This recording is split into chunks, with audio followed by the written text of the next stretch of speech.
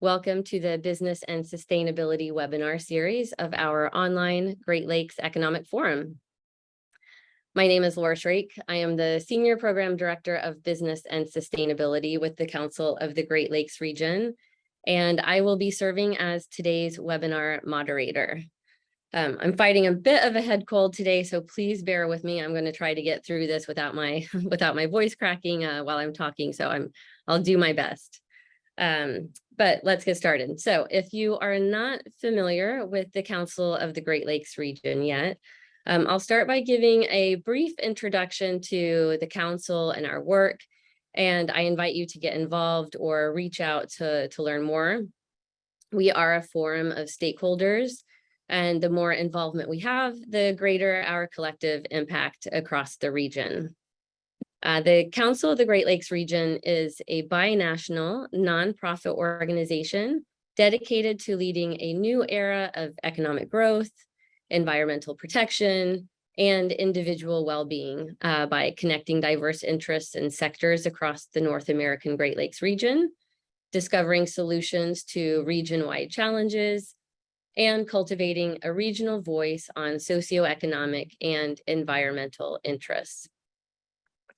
We serve as a convener and a platform to facilitate knowledge sharing, like with today's webinar, and we lead collaborative programs to help drive solutions. Our current programs they include the Circular Great Lakes, which is an initiative that was launched last year and seeks to end waste by closing the loop and accelerating a circular economy across the region, starting with flexible plastics and packaging. Complementing the Circular Great Lakes initiative is the Great Lakes Plastic Cleanup, cleaning up the region's waterways and using the data collected to identify sources and pathways of the plastic pollution problem. We also have the Great Lakes Carbon Collaborative. It's a cross-industry platform intended to mobilize the collective energy of businesses to reduce carbon emissions. And we co-lead that with the U.S. Business Council for Sustainable Development. And our newest program, Great Lakes WISE, which stands for Water Innovation and Stewardship Exchange, brings together industry peers to share knowledge and information on water stewardship best practice. And lastly, the Great Lakes Higher Education Consortium. It's a forum that is designed to facilitate partnerships and collaborations between institutions to address socioeconomic and environmental pressures facing the region. All of the council's programs are binational and collaborative by design. Working collaboratively and addressing issues relevant to the region and beyond allow us to align synergies and best practices to harness ideas that will help solve real problems. North America's binational Great Lakes region is a very special place to carry out this important work. It is a guardian to the largest surface freshwater system in the world, holding roughly 20% of Earth's surface freshwater.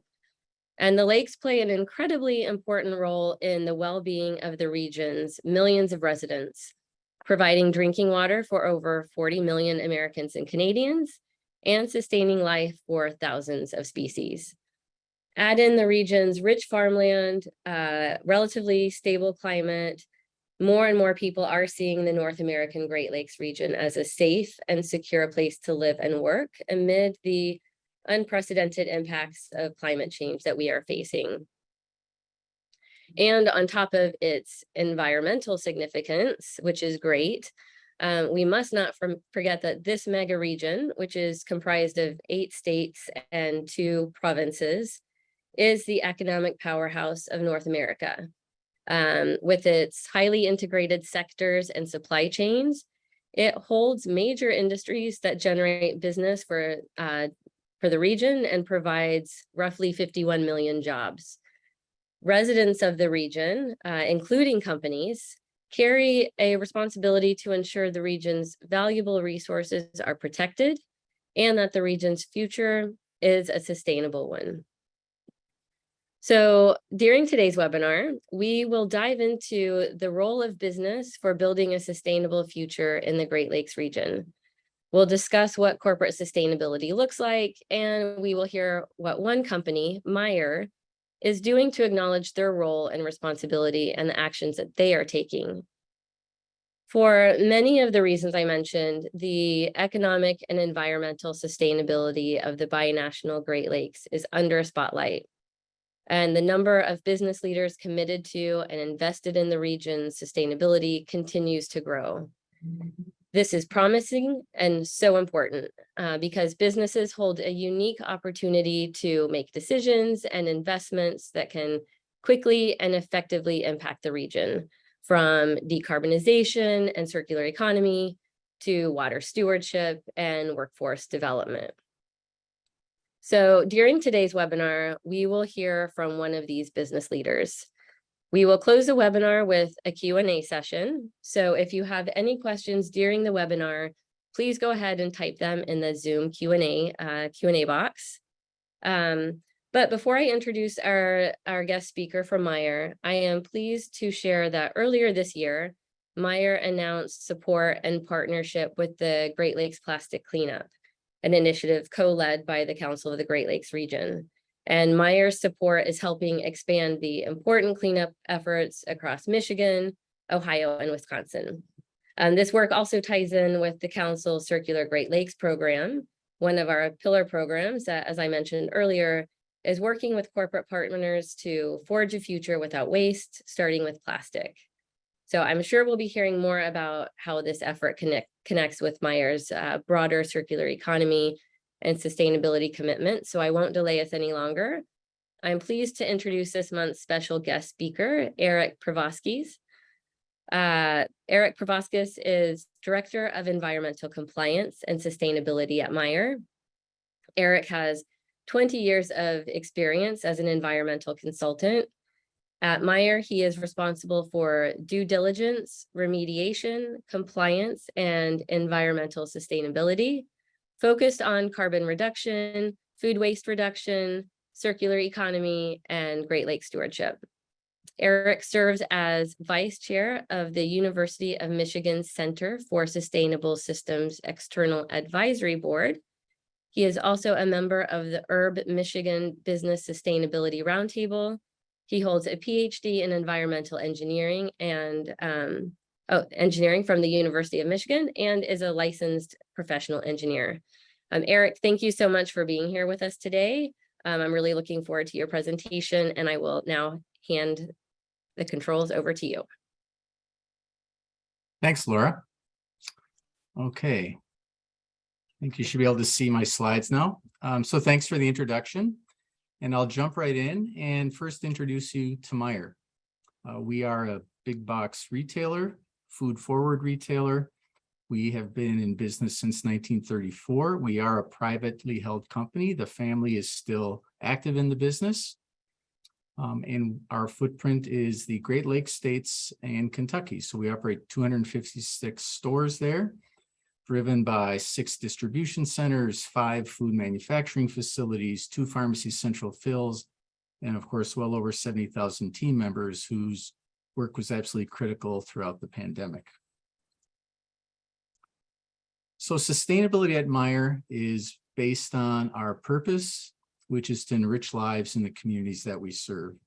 And as Laura mentioned, I'll be discussing the 4 pillars of our sustainability work on reducing carbon emissions, reducing food waste, supporting the circular economy, and supporting Great Lakes stewardship.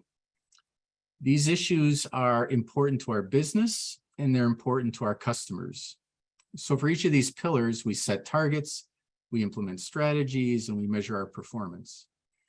So throughout my talk today, I hope to show you that collaboration and innovation throughout the company have been critical to our progress on these targets. So first, I will touch on carbon emissions. Here is our carbon footprint. Our stores are open 24/7. We're lit, we're running refrigeration. electricity accounts for well over 70% of our carbon footprint. Heating our buildings and the cooking that we do account for 15%. Refrigerant leakage accounts for 10%, and transportation about 4%. When we first put together this footprint, I was surprised by the transportation number. I simply anticipated that that number would be higher. And I'm also pleased that our refrigerant number is as low as it is. Refrigerant leakage is a documented issue in grocery. And so I'll be talking about our work in reducing those leaks. So we've been actively tracking our footprint since the 2014 fiscal year. You can see that we generally emitted over 1 million metric tons of carbon equivalent.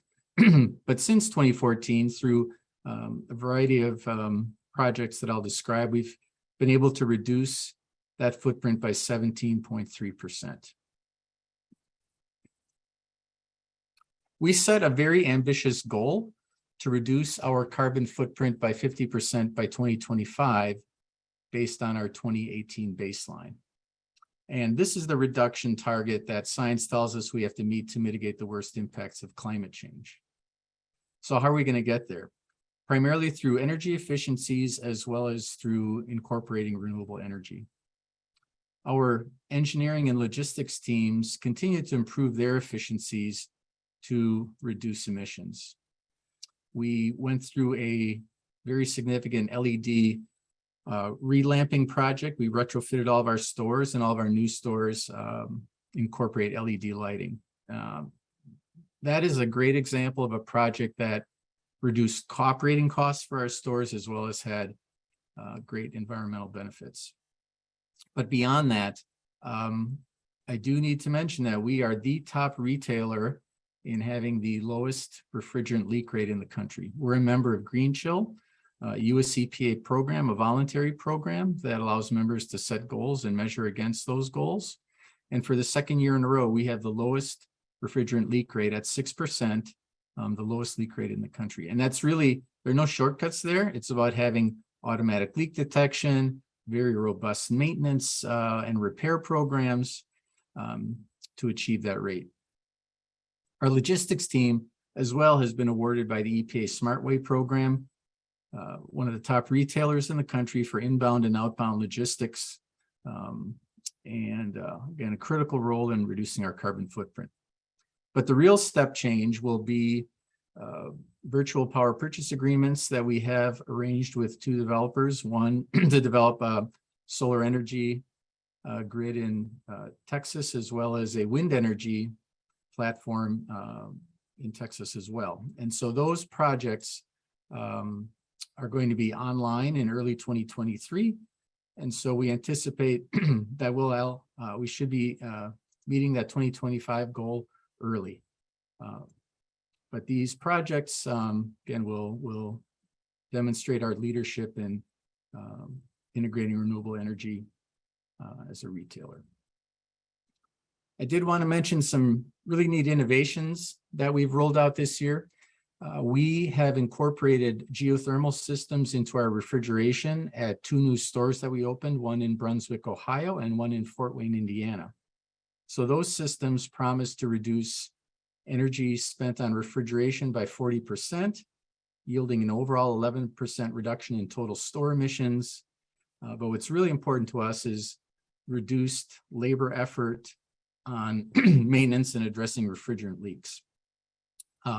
We are the only retailer out there that's tried this sort of project. I mean, our stores are 150,000 square feet. It's not trivial to incorporate geothermal refrigeration into those store footprints.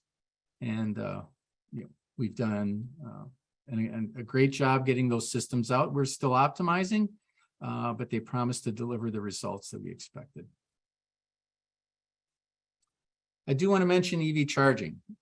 It's important for us that we facilitate EV driving in our region for our customers. Currently, about 25% of our stores have chargers, and that will continue to grow. We have a blended portfolio of chargers that we own, chargers that are owned by other third parties, including Tesla. We were Tesla's first partner in the Midwest when they were launching their network to enable coast-to-coast charging of their vehicles. And so we've found that our customers really appreciate this benefit. And as funding comes through, other federal funding rolled through the states, we'll be adding more chargers to our store footprint. Next, I'd like to talk about food waste. We are a food-forward company. When you walk into a Meijer store, you're welcomed by beautiful produce and meat and other products. And so it's important to us and it's important to our customers that we minimize the amount of food waste that's generated. And so we have set a goal of diverting 50% of our food waste from landfill. To date, our food and operations teams have collaborated to improve ordering and inventory to reduce food waste at the source, a critical piece.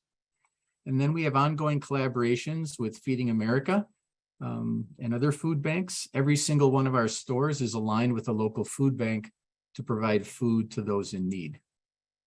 We also launched a really great process, an app called Flash Food. It's an innovative app that allows customers to purchase food close to its sell-by date at a steep discount. And so last year, we were able to divert over 660,000 pounds of flash food through the Flash Food program. And to date, we're well over 1 million pounds that we've utilized in that program.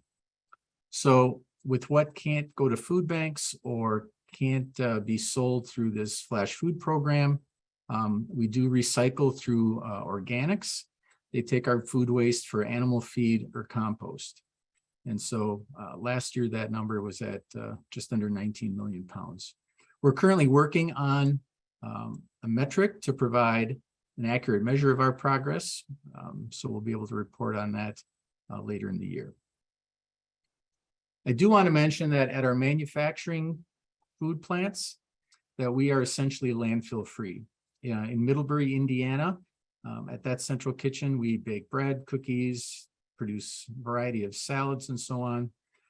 And food waste there is sent off to an anaerobic digester at Culver Duck. At our dairies in Holland and Tip City, any food waste there goes back to animal feed. And in Lansing, where we cut a lot of our fresh produce, core pineapple, that material goes to a local composter where it's blended with other compost and actually sold in bulk at that location at Hammond Farms. So we've had, our manufacturing teams have been landfill free for well over 5 years. So now I'll move to our discussion on support of the circular economy. This was a great year for us. We exceeded our 70% waste diversion goal this year. And that's key to our supply chain and operations teams. As you can see, we've had year-over-year improvements over that waste diversion. We recycle plastic film, cardboard, metals. Last year, we diverted nearly 300,000 tons of material. And that the film and cardboard, metals and so on continue to generate revenue for us and provide valuable resources for manufacturers. I do want to note a really interesting innovation that we launched last year. In partnership with Dow, we implemented a process to utilize plastic bags in our asphalt projects. So we do collect plastic film at the front of the store, and these bags were collected in Holland, Michigan at the store where they're used, nearly 1 million plastic bags. We send those bags to our recycling vendor, Padnos, who pelletizes the material. And then our asphalt contractor blends that with a binder from Dow. And we applied that asphalt at our store in Holland, Michigan. And this asphalt promises to have an extended life of 3 to 5 years compared to our normal use. So we were really excited about this project. It demonstrated another way that we could manage plastic film in our systems and had the benefit, of course, extending the life of our parking lot.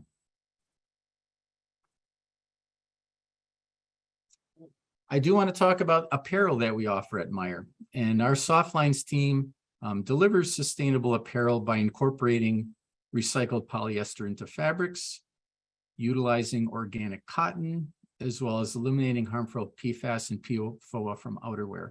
So this MTA Sport and Lake and Trail brands that you may see at Meijer, many of those clothes are manufactured with at least 30% recycled polyester. We also have an organic cotton line that's quite popular. And again, our outerwear that's PFOA, PFAS free. And our customers have responded. They purchase these clothes with the recycled materials, the PFC free outerwear. And so we've been very pleased with the sales of those clothings. Like many retailers and many CPGs, we have set packaging goals for our own brand products. So Meijer has set a target that 100% of our own brand packaging will be recyclable, reusable, or compostable by 2025. We are well on our way to that goal. But again, it's challenging. We need to maintain food quality and food safety. And that's even primary to the packaging. So that's we're well on our way there, but there'll certainly be products where it'll be more challenging to meet that goal. Our second goal was to incorporate how to recycle labeling on True Goodness products. True Goodness is our organic line. And you see this icon on the right shows a typical how to recycle label on one of our packages. So we'll describe to the customer how it can be recycled, where it can be recycled, and what that packaging is made of. The third goal is to utilize 20% post-consumer recycled material in our packaging by 2025. I'd say that this goal will be the most challenging one to meet. PCR isn't readily available. It's often more costly, and there's a huge demand for it. Coca-Cola, Pepsi, everybody wants PET. And so it's going to be a challenge to meet that goal, but one that we're still committed to. All right, now I want to move from packaging to talk about a topic that may be of most interest to you, and that's around our Great Lakes stewardship work. The Great Lakes are important to our customers, and they're important to us. We're a Great Lakes-based retailer. So, of course, we take great interest in pollution issues in the Great Lakes. So phosphorus from ag runoff, known as the largest source of pollution, typically from non-point sources. Urban runoff can lead to flooding and sediment discharge. A common metric that we're well aware of is that over 22 million pounds of plastic waste enter the Great Lakes every year. And we find that 80% of the litter washing up on Great Lakes shorelines is plastic. Based on a materiality assessment that we conducted, we know that Meijer customers rank plastic pollution as a top environmental concern, more so than climate change or carbon issues. So what are we doing to address this top concern? We are committed to implementing green infrastructure at our new stores. We evaluate every new store location for the feasibility of green infrastructure.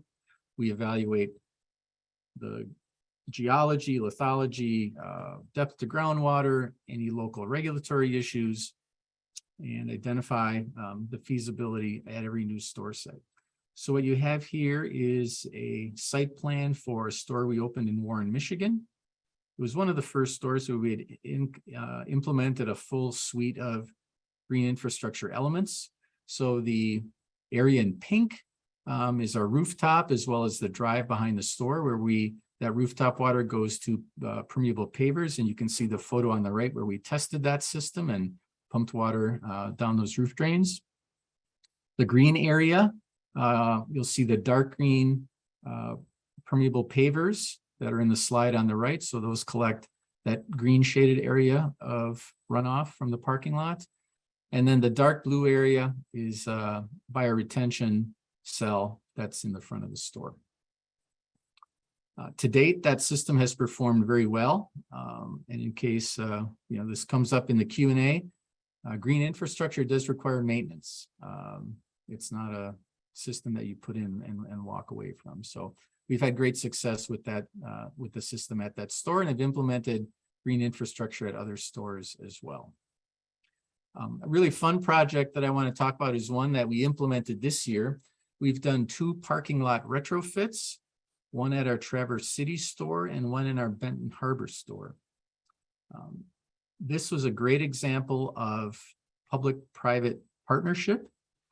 These retrofits were made possible by funding from the Michigan Department of Environment, Great Lakes and Energy, EGLE, and partnerships with the Watershed Center of Grand Traverse Bay for the Traverse City store and the Southwest Michigan Planning Commission for Benton Harbor. So in that Traverse City retrofit, you can see the kind of dark green area represents the area captured for underground infiltration. This store is located adjacent to Kids Creek, which is a protected creek that ultimately discharges to Grand Traverse Bay. The Watershed Center has been running restoration projects for many years, and this was a great partnership for us to improve the water quality in Kids Creek. In Benton Harbor, we just had a opening ceremony yesterday for the construction of rain gardens at that store. We have 3 smaller rain gardens in the parking lot, but then you may see here this dark black area is a half-acre rain garden that we just completed this week. The other notable feature of that rain garden is that it is planted with pollinator plants, one that will be, of course, important to the local agriculture in the area. So this rain garden promises to improve water quality in Ox Creek, which is an impaired watershed that, again, ultimately discharges to Lake Michigan. So we're really happy with these projects. They're wrapping up this year, and again, demonstration of a great public-private partnership. But I would be remiss if I didn't mention our technical collaborators. Drummond Carpenter is the firm that did the design in Traverse City, as well as the Warren store that I showed you earlier. And Whiteman did the design on the rain gardens here in Benton Harbor. We also have a longstanding partnership with Ryan Winston at Ohio State. We do monitor the performance of these systems, and Ryan's been a key contributor to understanding how green infrastructure truly works in the field. Next, I want to mention another important public-private partnership, the one that we have with you at the Council for the Great Lakes region. We made a commitment to the council to implement a number of technologies to remove plastic waste at the source or clean up plastic waste out in the environment. So this slide shows you the implementation of the gutter bin. As you see on the right, it's a device that fits into a catch basin where trash and other materials can be captured in that Mondes bag. And typically those bins will collect about 200 pounds of waste a year. And in this photo, you'll see Brian Durlew from Frog Creek Partners. He did the installations for us and did a great job connecting with staff at our stores. But beyond collecting that trash in our parking lots, it'll be a vehicle to launch public awareness through social media, other local media outreach, to continue to inform our customers about the importance of the Great Lakes. But the really cool technology is the project that we just launched of the Bee-Bot and the Pixie drone. So the Bee-Bot is a robot that essentially will sift through sand and shake out trash and microplastics on the shoreline. And that robot can work about 32,000 square feet per hour. The Pixie drone is launched at busy marinas, and that drone can collect over 200 pounds of waste in the waterways. So we've deployed these technologies with the council to 18 locations in our Meijer footprint in Michigan, Wisconsin, and Ohio. And we'll be collecting and tracking waste data, but more importantly, raising awareness in the community to keep plastic waste out of our waterways. We also have a long-standing partnership with the Alliance for the Great Lakes. We established that partnership in 2019. We hold a beach cleanup in the spring for our corporate office. You see this picture on the right, that was an Earth Day beach cleanup with Unilever. And we also did 2 cleanups this fall in Traverse City and Cleveland. So this is, again, another partnership that we can pull in the community and raise awareness for our employees as well on the impact of plastics and trash in the Great Lakes.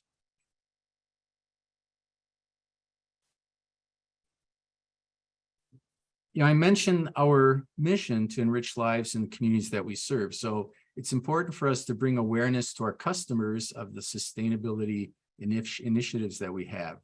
So we have implemented signage in our new stores.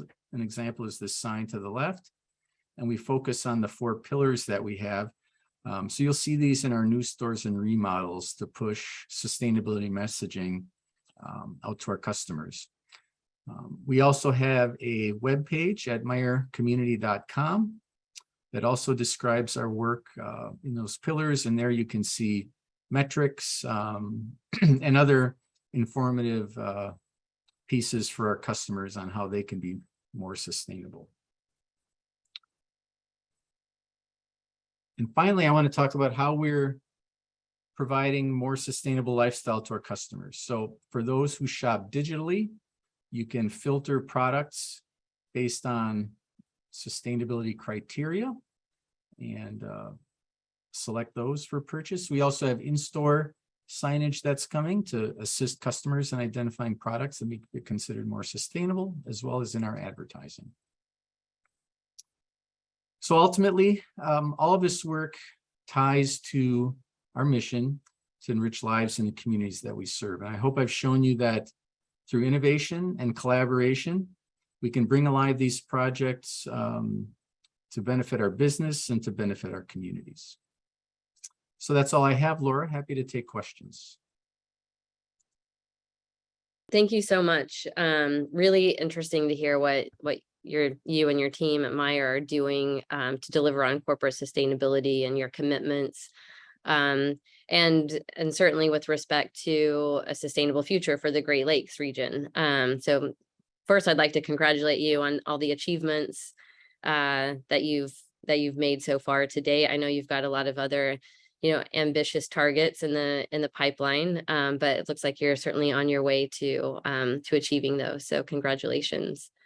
So we do welcome audience questions. If you haven't already, to our audience, please go ahead and submit any questions you might have in the Q&A box.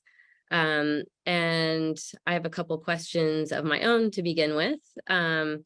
So Erik, if we can just start with the role of business in sustainability. So the climate crisis is impacting us all. And while some companies are slow to embrace and embed sustainability in their operations, we are seeing more businesses around the globe addressing the issue and making commitments like decarbonization, zero waste targets. Obviously, Meijer has a lot of targets of its own. What do you see as the role of business in sustainability? Well, I don't believe a company can just do sustainability on the side or as a marketing exercise. I think companies that are purpose-driven may certainly align sustainability to that purpose. As I've mentioned, our purpose at Meijer is to enrich lives in the communities that we serve. And that covers everything from providing educational benefits to employees, finding local diverse suppliers, providing food to those in need, as well as being good neighbors. And that's where sustainability comes in, aligning with purpose. I think we know that we can't rely necessarily on government to solve these problems. And so business really becomes the leader on the front lines to address those issues. Yeah, absolutely. And Great Lakes stewardship is, it's certainly important to us. It's important to your customers. And you mentioned it as one of the pillars, sustainability pillars of Meijer. Can you expand a little more on the value of prioritizing and protecting the Great Lakes? And do you view this as the same thing as water stewardship, or is it something more broad than that? Sure. Well, I mean, the Great Lakes, as we know, they provide economic vitality, they provide recreation, and they provide biodiversity. So water stewardship is our primary focus. But beyond that, as a food retailer, water is critical to agriculture and therefore to our business and to our communities. And I think the water energy nexus tells us that water issues are intimately tied to climate change and have an even greater performance. So I think we get spoiled oftentimes living in the Great Lakes, that we don't think about water conservation enough. But it is a growing issue, and I think for the reasons I mentioned, goes well beyond just water stewardship. Yeah, that's great. And then there's a couple questions. I know I had one for you around circular economy, and I see it looks like there's one from the audience as well that has come in. But I had mentioned Meijer's commitment and donation to the Council of the Great Lakes region to expand our Great Lakes plastic cleanup, and your involvement as an activation partner in the Circular Great Lakes initiative.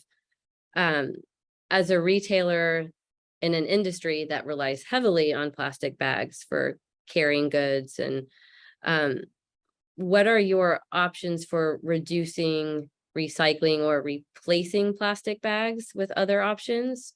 I know you've mentioned some really sort of innovative solutions that you've done with the take back with the plastic bags, which is really incredible. So I guess sort of what do you see as your options, but then also how do you tackle the consumer education piece of this? Because you need to collect the bags back from them. Right. Now, it's a huge challenge, and one that gets a lot of attention. It seems like every webinar I give, this is the final question.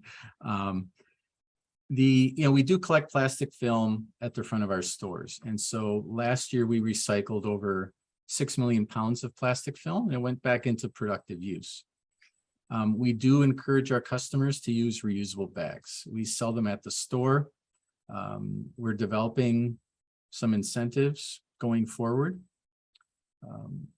At 2 of our market format stores, we actually went single-use bag free, and the customer response was overwhelming. The challenge in those stores, those are typically fairly small baskets. But I think for all retailers in the Great Lakes region, we have plastic bag bans in Wisconsin, Michigan, Ohio, and Indiana. So it's a challenge, like, okay, which retailer is going to be first to make the move? And there are challenges going forward. And I think those that are familiar with the plastic bag bans in New Jersey and New York have found that there are certainly unintended consequences, like mounting piles of reusable bags in someone's home for those person getting delivery. So ultimately, we do want to encourage our customers to use reusable bags. I believe we'll have some programs going forward to encourage their use. But it is a challenge for the industry. Now, we are also part of the Beyond the Bag Consortium, which is a really neat opportunity for all the retailers to make financial contributions and develop some learnings around ways to replace bags, ways to encourage reusable bag use. And that organization recently put out a playbook to assist retailers in encouraging customers to use reusable bags. So what are the tricks, right? You need incentives, you need awareness. In some states, of course, have used the stick approach rather than a carrot. So and then you've got different customers that have different needs. So you have to really address each one of those needs to come up with a successful program. Mm-hmm. And are other retailers, are you talking with one another through programs like this? Yeah, we are. I mean, it's a problem that no single retailer can solve. And so we have to provide a number of options for retailers that can choose the ones that fit them best. And everything from, rent a bag options and other sorts of incentives. But it requires cooperation throughout the industry. Mm-hmm. Okay. And one question that's come in from the audience that connects with this is regarding the recycling of plastic bags for the asphalt in the parking lots. Mhm. Wanting to know if if there's any concern about microplastics being released through wear or exposure with rainwater. Yeah, I mean, Dow has done those studies and the material doesn't leach. It doesn't release any plastics. And so it's blended in hot asphalt. Okay, that's great to do. I figured there had to be some science behind it before you went to that. And then another question, congratulating you on making some really great progress. Have you been able to analyze the samples from the various collection methods? And do you know where the main sources of litter are coming from?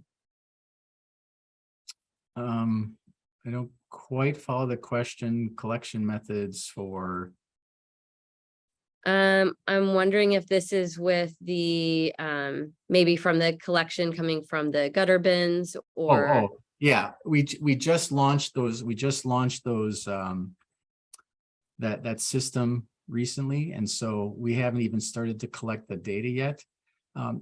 It is tricky. It's somewhat empirical. We know that when we monitor the depth of sediment in sumps at our catch basins, it often appears random. we can't necessarily identify preferred flow paths or anything like that for sediment to be caught in catch basins. So from that experience, I'd imagine it's going to be pretty tough for us to get very granular in the data beyond weights and types of materials. Mm-hmm. I guess the first step is happening now with collecting that. And one question regarding the reducing food waste. This is just a question asking, what exactly does it mean to be a food forward company? Well, our brand is really around fresh produce, fresh fruit, fresh meat that we offer in our stores. So when you walk into a Meijer store, the merchandising on the food side of the business is clearly towards providing a visual experience and providing great food to our customers. So certainly our branding is around providing those sorts of products to our customers. And that's so important. Sorry, I'm trying to go through these. I'm just going to go through them sort of in the order that they came in. There's one, I guess this is around your sustainable lifestyle for your customers. Would Meijer consider taking the clothes back to repurpose them? Yeah, it's something that our soft lines team is certainly looking at. Reuse of clothing, especially with the prevalence of fast fashion, is certainly a big issue. So we're evaluating it now. Yeah, and I imagine that's another opportunity for partnerships and collaborations with a lot of those brands. Yeah. Let's see. Okay, back to the storm drains. Have you considered stenciling your storm drains? Many local watershed groups do this with volunteers like Dump No Waste or Drains to Lake, etc. Yeah, I mean, the challenge is that those drains are, we did for some of those gutter bins, we do have a Meijer logo on it, and we'll be providing some information inside the store. But we haven't really considered stenciling every catch basin. I mean, we have stores that have 35 catch basins, and I think the message kind of gets washed out, but that's a good idea. It's something we can certainly consider going forward. Mm-hmm. Yeah, I guess it's a key piece of sort of continuing to educate while you're collecting. And that's an ongoing process. Okay, this one is regarding partnerships. Can you elaborate on the kind of public partnerships and discussions you've had with governmental entities, whether it be federal, state, or county-wide, or cities, towns? Were some entities more difficult to engage with, or I guess are some more willing to engage?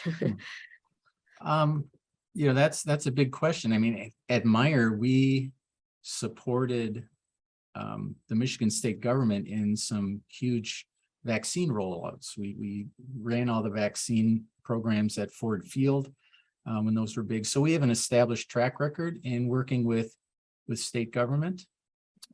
When it comes to environmental issues, these green infrastructure projects, the state was, providing that funding to our non-governmental partners, and they were terrific partners to work with. So we haven't had really any challenges or pushbacks in that realm. I found that, the state governments that we work with, the Sea Grant organizations that are supporting the council in our plastic beach rollouts, those relationships have gone well. And actually, after the Bebot and drones stories were launched, I had representatives from Michigan state government asking us how can they participate and how can they launch more of that equipment. So I characterize the relationships as very positive. Mm-hmm. And on a corporate level, I imagine you're engaging with a lot of these governmental entities, but with over 250 some stores and number of counties and municipalities, are the stores also engaging to sort of help you expand and broaden that reach and that relationship building that's so important with the government? Well, community giving is very important to us at Meijer. We donate 6% of our net profits back to our communities. And so at the local level, our store directors are empowered to make some of those donations to their own local organizations. And actually in our stores, we've been rolling out contests where team members in that store can vote on which organization they'd like to support. So it's very active locally, and it goes well beyond just environmental support. Mm-hmm. Oh, great. I'm going to go back to the permeable pavers. This attendee is asking if you can just talk about the permeable pavers options and any upkeep issues associated with them. Yeah, there are a couple different manufacturers out there, and we've used them at our stores. We had a different kind of paver block for the drive aisle behind the store that usually gets heavy truck traffic compared to the typical parking lot pavers out front. We do sweep those pavers twice a year, part of regular maintenance. I think Don Carpenter may tell you that those pavers will still work even when they may be partially clogged with sand or other debris, but we are in a regular maintenance program on those pavers. And I imagine you're working closely with the stores, with the upkeep and maintenance of those. Yeah, the stores aren't responsible for that level of maintenance. We do that enterprise-wide. Okay. Here's a question regarding renewables. It's mentioning Meijer's renewable investments, solar and wind in Texas, which are outside of the Great Lakes power footprint, and if there's a reason for that. Well, there are a couple of reasons. I guess I look at the grid as a big bathtub of electrons, and if we put in renewable electrons and pull out other electrons from the rest of the bathtub, it's a net win for us. So it was probably the quickest way for us to get renewable energy into the grid with those active developers. Michigan is more challenging. Other Midwestern states are more challenging with sunshine and availability of wind resources. So this was really the quickest win for us to go that route. Mm-hmm. We really wanted to make a big impact quickly, and so that was the best way to do it. We've considered rooftop solar, and again, we're still evaluating that. But for us to put in a meaningful amount of rooftop solar would have just taken a pretty long time. Our store, the structural steel on our rooftops are not designed to carry that sort of load. And we can't even supply the electricity that a store needs through its rooftop installation. So we're still looking at it as a demonstration project, but really to make the biggest impact that we could, given that we need to hit these reductions by 2030, according to the IPCC. You know, we want to do something faster, and that's why we went this route. Faster impact. And is that something that you mentioned demonstration projects with some of your newer stores you would be looking at solar rooftop?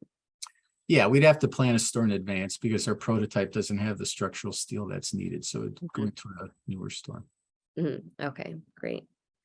And one of our last questions is, let's see, these are all great forward-thinking projects for a large retailer. Are you seeing positive economic impacts for Meijer? You know, we live the meaning of sustainability. That means better business performance as well as environmental performance. So, for example, those LED retrofit projects gave a pretty rapid financial return. You know, the stormwater work isn't necessarily a financial benefit, but it's a benefit to our communities with a much more attractive aesthetic for our store. Food waste, clearly, for us to drive food waste and shrink out of the system, provides a financial benefit as well. The recycling work that we do, you know, those are commodities for which we gain revenue, and we also divert that waste from landfills. So we look at this work through the total lens of sustainability to improve financial as well as environmental performance. That's great. Well, we are just about out of time and out of questions, so I think that we'll go ahead and close here. Thank you. It was a bit of a quick round of questions, and you handled them all great and with transparency, and I really appreciate that, and certainly appreciate the collaboration that Meijer has given to Council of the Great Lakes region, and certainly other partners in the Great Lakes region, and the work that you're doing. And I look forward to continuing working with you. So thank you, Erik, for sharing your expertise with us today and shedding light on Meijer's initiatives. And let's see, during today's webinar, we touched on a number of issues like circular economy, decarbonization, Great Lakes stewardship. The council has programming specific to each of these areas. So we're inviting businesses operating in the region to join our efforts at the Council of the Great Lakes region. So please reach out to me if you would like to explore how you or your company can engage with us. The council's business and sustainability webinar series is thanks to the Fred A. and Barbara M. Erb Family Foundation, who are generously supporting the council's business and sustainability work. So a big thanks to them, and a big thanks to our audience today. Thank you very much for submitting all of the questions, and I hope that you gained a lot of value from today's webinar. We will be bringing new content and new webinars as part of this series to you. So more information will be sent out soon on next month's topic and the webinar date. So please stay tuned. If you would like to get involved in the council's work through membership or participating in our programs, again, please reach out to me or anyone from our team. We would love to hear from you, and we're always happy to take your suggestions and feedback. So please do reach out. Thank you again. Thank you for participating, and have a great rest of your day.